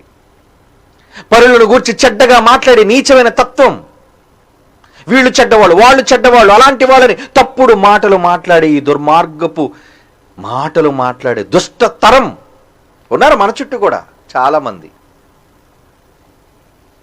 ఎప్పుడు పరులను గూర్చి మాట్లాడే చెడ్డ స్వభావం, అలాంటి వారిని గూర్చి దేవుడు ఏమంటున్నాడు, నువ్వెవరు తీర్చడానికి తీర్పు వాళ్ళ నేరస్తులని? ఆమె వ్యభిచారాన్ని తీర్పు తీర్చడానికి నువ్వెవరు? నీ దృష్టికి రాహాబు వేశ్య, నా దృష్టికి విశ్వాసురాలు, నీతిమంతురాలు. ఆమె తీసుకువెళ్ళిన పరలోకానికి. మీకంటే ముందుగా పాపులు, సుంకరులు, నేరస్తులు పరలోకానికి వెళ్ళిపోతున్నారా? దేవుడు అదే చెప్పాడండి. మేము ఏదో ఉత్తములు సమాజంలో బ్రతుకుతున్నాం అనుకునే ఆ రోజు ఆయన ముందు వచ్చారే శాస్త్రులు, పరిసయ్యులు, దుర్మార్గులు. ఏమండి, అలాంటి వాళ్ళందరిని గురించి ఆయన మాట్లాడుతూ, ఏమండి మీరు మంచివాళ్ళని మీరు అనుకుంటారేమో, కానీ మీకంటే ముందుగా వెళ్ళిపోతున్నారు పరలోకానికి వాళ్ళంతా. బలాత్కారంగా పట్టబడుచున్నది అంటాడు చూడండి మత్తయి రాసిన సువార్తలోని. ఒక మాట చదువుతాం ఈ సందర్భంగా. మత్తయి రాసిన సువార్త 11వ అధ్యాయం, మత్తయి రాసిన సువార్త 11వ అధ్యాయం 12వ వచనం. బాప్తిస్మిచ్చి యోహాను దినములు మొదలుకొని ఇప్పటి వరకు పరలోక రాజ్యం బలాత్కారముగా పట్టబడుచున్నది, బలాత్కారులు దాన్ని ఆక్రమించుకొనుచున్నారు. ఏమండి, బలాత్కారులట ఆక్రమించుకుంటున్నారటండి బలాత్కారంగా. ఎలా? మీకంటే ముందుగా పాపులైన వాళ్ళు, దోషులైన వారు, సమాజం దృష్టిలో దోషులుగా ఎంచబడిన వాళ్ళు, వాళ్ళందరూ వెళ్ళిపోతున్నారు. నువ్వెందుకు ఉండిపోయావు? నేను ఉత్తముండని సమాజంలో చెప్పుకొని ఉండిపోయిన వాడు నువ్వు. ఎదుటి వారి మీద నేరాలు మోపి నా దృష్టికి దోషిగా ఎంచబడిన వాడు నువ్వు. అదండి దేవుడు చెబుతున్నాడు. చూసారా దేవుడు ఇచ్చిన తీర్పు ఎలా ఉందో? ఏమిటి, సమరయ స్త్రీతో మాట్లాడుతున్నాడు యేసు ప్రభు. మొట్టమొదటి సమరయ స్త్రీకి సువార్త ప్రకటించాలని అంటున్నారు కదా. ఏంటి ఆవిడ క్యారెక్టర్? అమ్మా ఒకసారి మీ పెర్మిట్ని తీసుకుని రా మాట్లాడతానంటే, నాకు పెర్మిట్ లేడు అంది. అవును నాకు తెలుసమ్మా, నీకు పెర్మిట్ లేరు, ముందు 5 పెర్మిట్లు ఉన్నారు, ఇప్పుడు ఉన్నవాడు నీ పెర్మిట్ కూడా కాదులే నాకు తెలుసు అని ఎందుకన్నాడు? అంటే దాన్ని బట్టి ఆమె నిశ్శబ్దంగా ఉందంటే ఆమె క్యారెక్టర్ ఏంటి? అదే మీరైతే ఏమంటారు, ఏంటమ్మా నీకు ఎంతమంది పెర్మిట్లా? అలాగనలేదండి. యేసుప్రభు దేనిని బట్టి తీర్పు తీర్చాడు? వెలుచూపును బట్టి కాదు, తన మాటలు బట్టి ఆమెలో జరిగే పరివర్తన, మార్పు, ఆ తర్వాత ఆమెను మాటలను బట్టి ఆ ఊరు వారంతా చెందే రక్షణ, ఇవన్నీ పరిగణనలోకి తీసుకున్నాడు దేవుడు. ఏంటి మీలాంటి వాడు అనుకున్నారా దేవుడు? ఎవరో నేరం మోపి తన చెడ్డవాడు, ఈమె చెడ్డది అన్నంత మాత్రాన వెంటనే ఆయన కూడా ఒక సెటిల్మెంట్కి వచ్చేసి ఆహా వీళ్ళు నేరస్తులా, లోకమంతా వీళ్ళు చెడ్డవాడుగా అంటుంది కాబట్టి వీళ్ళు నేరస్తులనా? నెవర్. దేవుడు అలాంటి వాడు కాదండి. అలాంటి తప్పుడు తీర్పులు తీర్చేవాడు కాడు. అలా తప్పుడుగా చట్టాలను మనుషులపై అమలు చేసేవాడు కాడు దేవుడు. ఆయన దృష్టికి ఎవరు దోషులో ఎవరు నిర్దోషులో ఆయన చెప్పాడు ఆయన మాటల్లో. ఏమండి, ఒక మాట చూద్దామండి. సామెతల గ్రంథం 17:5. సామెతల గ్రంథం 17:5. అక్కడ ఏమంటున్నాడు చూడండి. బేదలను విక్రించువాడు, సృష్టికర్తను నిందించువాడు, ఆపదను చూచి సంతోషించువాడు నిర్దోషిగా ఎంచబడడు. ఏమండి, ఎవరికైనా ఆపద కలిగితే ఆపదను చూచి భలే భలే అనుకున్నవాడిని చూచట దేవుడు ఆయన దృష్టిలో ఏమనుకుంటాడు? యువర్ క్రిమినల్ అంటే దోషివి అని అర్థం. ఏమంటే దేవుడు ఎవరిని దోషిగా ఎంచుతున్నాడు? ఏంటండి ఏదో పెద్ద పెద్ద వాటిలో దేవుడు దోషిగా ఎంచేస్తాడు అనుకుంటే, దేవుడు ఏంటంటే మరి చిన్న చిన్న విషయాలు దోషులుగా ఎంచేస్తున్నాడు. అవును, అదే మానవ చట్టానికి దేవుని చట్టానికి తేడా. అది మీరు తెలుసుకోకపోతే, చచ్చేలోపు మీరు మారకపోతే, ఆ దేవుని చట్ట ప్రకారంగా మీరు ప్రవర్తించకపోతే, కన్ను మూసిన మరుక్షణం పాతాళం మీకోసం ఎదురు చూస్తూ ఉంటుంది. అందుకే మారండి. ఇది దేవుని మాటలు. మీ మనస్సులను మార్చుకోండి, మీ చూసే విధానం మార్చుకోండి, మీరు మాట్లాడే విధానం మార్చుకోండి, మీరు ప్రార్థించేటప్పుడు విధానాన్ని మార్చుకోండి. ఇవన్నీ దేవుడు చెబుతున్నాడు. చాలా ఉన్నాయి బైబిల్లో ఇలాంటివి. ఏమంటున్నాడు మళ్ళా చదువుతాం. బేదలను వెక్కిరించువాడు అని సృష్టికర్తను నిందించువాడట, ఆపదలను చూచి సంతోషించువాడు నిర్దోషిగా ఎంచబడడు. ఎవరికైనా నీకు శత్రువైన వాడికి ఆపద కలిగితే, వాడికి ఆపదలో ఉన్నందుకు భలే భలే అని ఒకవేళ నువ్వు చంకలు గుద్దుకుంటే, నువ్వు సంబరపడిపోతే, నువ్వు సంతోషపడిపోతే, ఒరే నేరస్తుడు వాడు కాడురా, ఆపదను చూచి నువ్వు సంబరపడుతున్నందుకు నువ్వు నా దృష్టిలో నేరస్తుడువు. ఇదేంటండి? మనం సంబరపడితే మన శత్రువుకి ఎప్పుడైనా ఏం జరిగింది అనుకోండి, ఏమండి ఎంతమంది సంతోషించేవారు లేరు? మన కళ్ళెదురుగా మన శత్రువు పడిపోయి కాళ్ళు ఇరిపోయింది అనుకోండి, అడిగి అంటే భలే జరిగింది భలే జరిగింది. అప్పుడు దేవుడు ఎలా చూస్తారట మిమ్మల్ని? నువ్వు దోషి, ఒరే వీడి క్రిమినల్ని రాసేయండి. తీర్పు అయిపోయింది, జడ్జిమెంట్ పడిపోయింది నీ మీద ఒక ముద్ర దేవునికి, నువ్వు దోషివి. ఆలోచిస్తున్నారా? దేవుడు ఎలాంటి వాటి విషయంలో దోషులుగా నిర్దోషులుగా మనుషులు పరిగణిస్తున్నాడు? ఇవి చాలా చిన్నవి, స్వల్పమైనవి, ఎగ్జాంపుల్స్గా మీకు చెబుతున్నాను అంతే. ఏమండి, ప్రార్థనలో క్షమించని వాడు నేరస్తుడా? ఎదుటి వారికి అన్యాయం జరుగుతున్నప్పుడు చూచి వెక్కిరించేవాడు నేరస్తుడా? నేరస్తుడు ఆయన దృష్టికి. ఆయన దృష్టికి ఏ విషయంలో దోషులుగా మారిపోతున్నాం అన్నది ఇంకా చాలా ఉన్నాయి, ఇలాంటి సెక్షన్స్. అందుకే బైబిల్ చదవండి బాగా. ఎక్కడెక్కడ మీరు దేవుని దృష్టిలో దోషులుగా ఎంచబడిపోతారో అన్నది మీరు తెలుసుకోవాలంటే అన్ని నేను మీకు చెప్పను, చెప్పకూడదు. ఎందుకంటే మీరు మారాలి. మీరు మారాలి అంటే మీరు చదవాలి. చదివే ఓపిక కూడా ఉండదు, వినే ఓపిక కూడా ఉండదు. చాలామంది వినరు కూడా అండి. మేము వినాలా ఈ మాటలు? మాకు అవసరమా? ఏంటి మాకు తెలియనివి చెబుతారా? అందుకే పోతారు, సందేహం లేదు ఇందులో. ఎందుకంటే వాళ్ళు తెలుసుకోవలసిన అత్యవసరమైన విషయాలను వాళ్ళు తెలుసుకోకుండా పోయారు. అవును, ఏమండి ఏమంటున్నాడు మళ్ళీ చదవండి. సామెతల గ్రంథం 17:5. బేదలను వెక్కిరించేవాడు అని సృష్టికర్తను నిందించేవాడు, ఆపదను చూచి సంతోషించేవాడు నిర్దోషిగా ఎంచబడడు.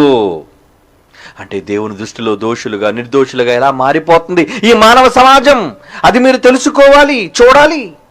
ఇంకా ఇంకా చూద్దాం. ఇంకొక మాట అండి, కీర్తన గ్రంథంలో చూడండి ఏమంటున్నాడు. కీర్తన గ్రంథం 34వ కీర్తనలోని 21, 22 వచనాలు. కీర్తన గ్రంథం 34వ కీర్తనలోని 21, 22 వచనాలు. చెడుతనము భక్తిహీనులను సంహరించును, నీతిమంతుని ద్వేషించువారు అపరాధులుగా ఎంచబడుదురు. Note this. దేవుడు నీతిమంతులుగా ఎంచిన వారిని మీరు అపరాధులుగా ఎంచుతున్నారా? అక్కడికి ఏదో మీరు ఉత్తములు, మీరు గొప్పవాళ్ళు, ఎదుటివాళ్ళు నేరస్తులు. అయితే మీకోసం ఈ చట్టం ఏమంటున్నాడు? నీతిమంతుని ద్వేషించేవారు. దేవుని చేత ఒక రాహాబు నీతిమంతురాలుగా ఎంచబడింది, దేవుని చేత ఒక దావీదు నీతిమంతులుగా ఎంచబడ్డాడు. ఇలా ఎందరో ఎందరో ఎందరో దేవుని దృష్టిలో నీతిమంతులుగా ఎంచబడిన వారు, వారిని మీరు ద్వేషిస్తారా? ఏమండి?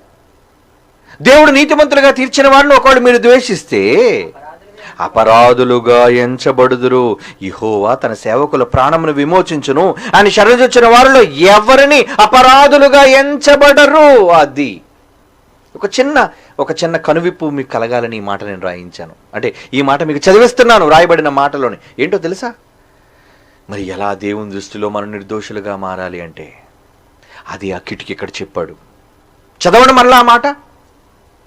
ఈ మాట మీరు చదవాలి.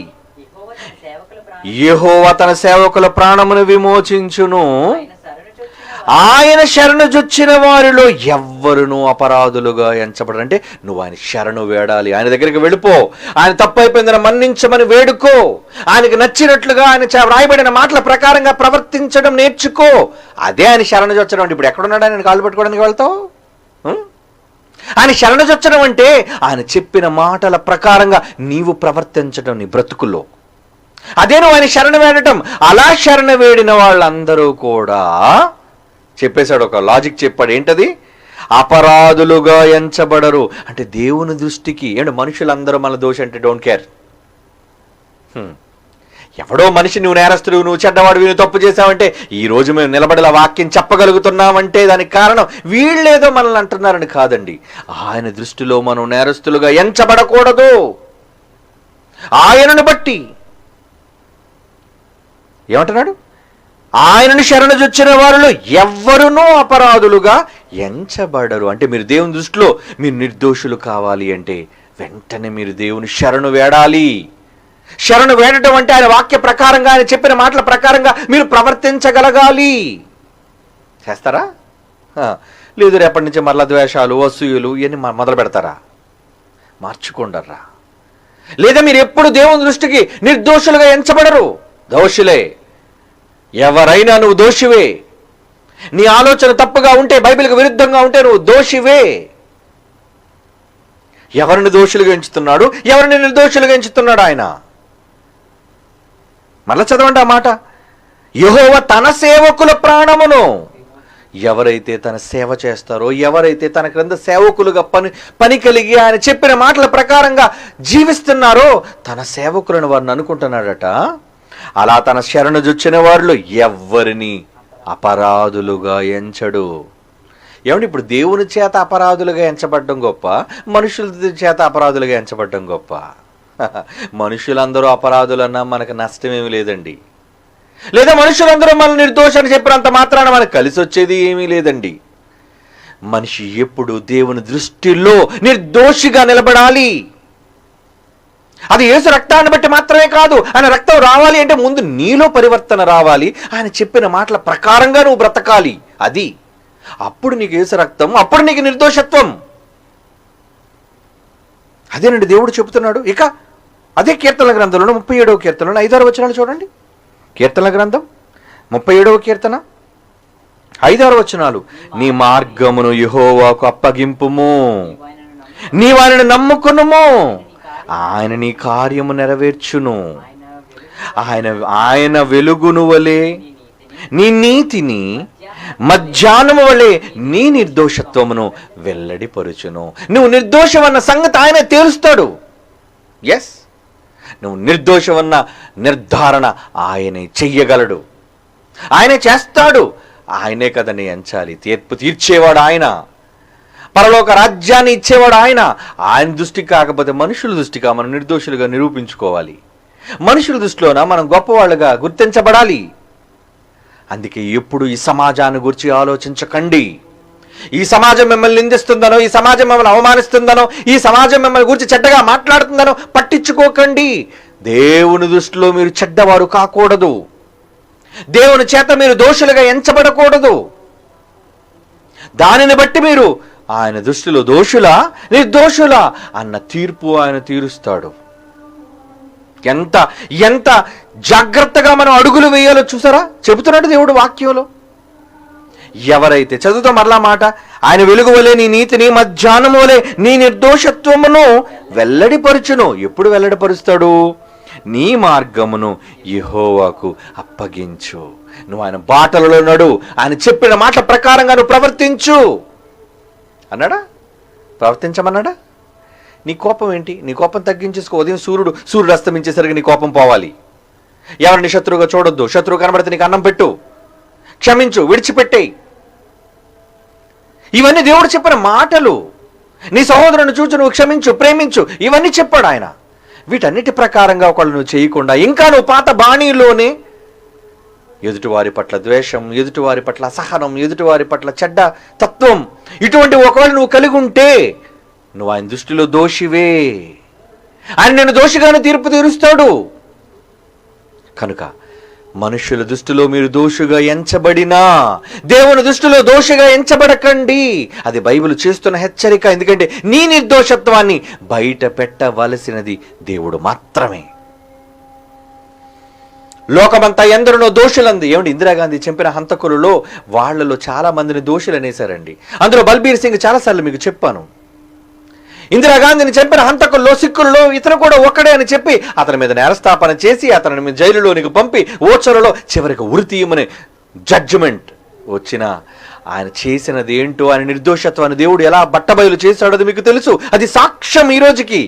ఎందుకంటే ఈరోజు భారత తొలి మహిళా ప్రధానిగా భారతదేశంలో ఉన్న ఇందిరాగాంధీని చంపిన హంతకుల్లో బల్బీర్ సింగ్ అండి, బైబిల్ inspired jailed Sikh recently acquitted of killing Indira Gandhi. ఏమంటది వార్త అండి. విడిచిపెట్టేసింది. అప్పటికి జైలు గోడల్లో, ఆ జైలు గోడల మధ్య ఉండి ఏమండి ఇక రోజు లెక్క పెట్టుకుంటాడు. ఇది లోకం అంతా నన్ను, ఇందిరాగాంధీని చంపిన హంతకుల్లో ఒకటిగా నన్ను ఎంచింది. నన్ను కాపాడే ఒకే ఒక్క నాథుడున్నాడు, ఆయన యేసు ప్రభు.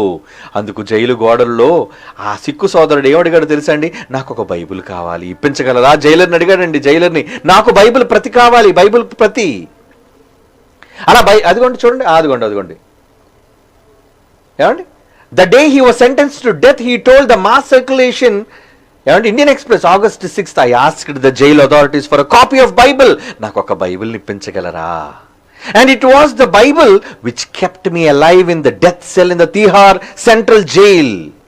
ఏమండి ఇంకా ఇంకొంచెం పైకెత్తున్నా, ఆఫ్టర్ మై కన్విక్షన్, అంటే ఆల్రెడీ నాకు నేరం నిర్ధారణ చేసేశారు, ఉరి తీయమని చెప్పేశారు. అలాంటప్పుడు he added, my thoughts went to Jesus Christ. ఆయన వైపు వెళ్ళిపోయాయి. In the case of Christ there was a trial and though innocent he was sentenced to death. ఆయన అన్యాయంగా శిక్ష విధించారే, నాకు కూడా అలాగా అన్యాయంగా శిక్ష విధిస్తున్నారన్న బాధ నన్ను తినేస్తుంది. నా ఆవేదన ఆయనతో చెప్పుకున్నాను, బైబిల్ చదివాను, ఆయన ప్రార్థన చేశాను అని ఒప్పుకున్నాడు. While acquitting Balbir Singh, August 3rd, the court confirmed the Sessions Court sentences of death passed on the 2/6 for murdering Gandhi in 1984. ఆ తర్వాత ఏం జరిగిందో మీకు తెలుసు. బల్బీర్ సింగ్ నిర్దోషి అని చెప్పి కోర్టు తీర్పు తీర్చింది. అది తీర్చింది కోర్టు కాదది, పైనున్న న్యాయస్థానం నుంచి వచ్చింది. ఎందుకు? నువ్వు క్రీస్తుని ఆశ్రయించావు, ఆయన వైపు నీ మార్గాన్ని తిప్పుకున్నావు, నీ నిర్దోషత్వాన్ని బయటపెట్టాడు. ఎస్, నువ్వు అమాయకుడు నాయన బల్బీర్ సింగ్, నువ్వు నిర్దోషివి. ఆయన ఉద్యోగం ఆయనకి ఇచ్చేశారండి, ఆయన జీతం ఆయనకి ఇచ్చేశారండి. ఏంటి, ఉరికమ్మ వెక్కవలసిన వ్యక్తిని మనుషులందరూ కూడా దోషిగా అతను గుర్తించిన నిర్దోషత్వాన్ని చూచింది దేవుడు. What a miracle! ఎంత గొప్ప సూచక క్రియ అండి. దేవుడికి పక్షపాత? వాడు అడుగుతున్నవాడు సిక్కు మతస్థుడు, వాడు నా మతస్థుడు కాడు అని అనుకున్నాడు దేవుడు. ఆయనకు మతం ఏంటండి? ఆయనకి వ్యత్యాసం ఏంటండి? అందరూ ఆయన పిల్లలు కదండి, అందరూ ఆయన వాళ్లే కదండి. ఆయన శరణుజొచ్చిన వారిలో, ఇప్పుడు మీకు ఆ మాట గుర్తు రావాలి, ఆయనను శరణుజొచ్చిన వారిలో ఎవరును ఏమండి దోషులుగా ఎంచడాయన. అదే కీర్తన గ్రంథం 34, 21, 22 అండి. తన సేవకుల ప్రాణమును విమోచించును, ఆయనను శరణుజొచ్చిన వారిలో ఎవరును అపరాధులుగా ఎంచబడరు. ఎంత గొప్ప మాట! ఈ సాక్ష్యాలు చాలవా? మనుషులు నిర్దోషని మాట్లాడుతున్నా, నువ్వు నిర్దోషమైన తీర్పును దేవుడిచ్చాడే. అదండి ఇక లోకంలోనే కాదు, ఆయన దృష్టిలో కూడా నువ్వు నిర్దోషిగా తీర్పు పొందగలగాలి. అవునండి, ఆయన దృష్టిలో నిర్దోషులుగా ఉందాం. అలా ఉండాలి అంటే దేవుడు రాయించిన మాటలు ఈ చట్ట ప్రకారంగా నువ్వు ప్రవర్తించగలగాలి. ఏమండి, ప్రవర్తించగలుగుతున్నారా? మీరు చెయ్యాలి అనుకుంటున్నారా? చెయ్యండి అర్రా. మీరు దేవుని దృష్టిలో నిర్దోషులుగా కనబడాలి అంటే, మీ నిర్దోషత్వాన్ని దేవుడు బయట పెట్టాలి అంటే, ఏమండి, ఎప్పుడో తప్పు చేసిన దావీదును యేసుక్రీస్తు తదనంతరం కూడా అపోస్తుల కార్యాలు 13:22లో దావీదు నా ఇష్టానుసారుడైన మనుష్యుడు, ఏమండి, నా ఉద్దేశములన్నిటిని నేను నెరవేర్చునని అతను గురించి దేవుడు ఎందుకండి సాక్ష్యం చెప్పాలి? లోకమేమో ఆయన ఒక నరహంతకుడు అంది, లోకమేమో ఆయన ఒక వ్యభిచారి అంది. కానీ ఆయన నిర్దోషత్వాన్ని దేవుడు బయట పెట్టాడు కనుక దేవుని చేత నిర్దోషిగా ఎంచబడిన వాడు యోగ్యుడు. మనుష్యుల చేత కనపరచబడిన వాడు, మనుష్యుల చేత నీతిమంతులను తీర్పు తీర్చబడిన వాడు ఆయన దృష్టికి నిర్దోషిగా ఉండడండి. దేవుని పిల్లలారా, కనుక మీరు ఈ గ్రంథాన్ని చదివినప్పుడు, ఈ మాటలు మీరు ధ్యానిస్తున్నప్పుడు మనుషుల కోసం కాదు, ఆయన దృష్టిలో, మీ తండ్రి దృష్టిలో, ఆయన చట్టం దృష్టిలో మీరు నిర్దోషులుగా బ్రతకడానికి చూడండి. అలా మీరు నిర్దోషులుగా బ్రతకాలి అంటే ఏం చేయాలో బైబిల్ చదవండి, చాలా ఉన్నాయి ఇలాంటివి. లేదా ఆయన కఠినమైన చట్టం మీరు కన్ను మూసిన మరుక్షణం మీ మీద అమలై నిత్యాగ్ని దండనకు వెళ్ళిపోతారు. ఆయన దృష్టిలో ఎప్పుడు దోషులుగా మారకండి. ప్రార్థన చేసుకుందాం, కళ్ళు మూసుకోండి. పరిశుద్ధులు అయిన తండ్రి, మనుష్యుల చేత అపరాధులుగా ఎంచబడినను మీ దృష్టికి మేము యోగ్యులుగా కనబడాలన్నదే మా ఆశ, మా తపన. అదే మమ్మల్ని బ్రతికిస్తుంది, అదే మీ మాటలను మా చేత ప్రకటింపజేస్తుంది. లోకంలో మనుష్యులు నీ జ్ఞానాన్ని చదువుకున్నామని అనుకున్న వారు కూడా అర్థం చేసుకోలేని ఈ పరిస్థితుల్లో వారి మనోనేత్రాలు వెలిగించండి తండ్రి. వారు మీ దృష్టికి నిర్దోషులుగా కనబడాలి అన్నదే మా తపన. నీ వాక్యాన్ని చదివిన వారు నీ దృష్టికి యోగ్యులుగా ఉండాలి అన్నదే మా ఆశ. వారి మనోనేత్రాలు వెలిగించి మీకిష్టులుగా వారు మారగలుగుటకు, మేముండగలుగుటకు, మా నిర్దోషత్వాన్ని బయలుపరచవలసిందిగా మిమ్మును వేడుకుంటూ, మీ శరణ జొచ్చుతూ, క్రీస్తు యేసు వారి అమూల్యమైన నామములో ఈ ప్రార్థన మీకు సమర్పించి వేడుకొనుచున్నాము తండ్రి. ఆమేన్.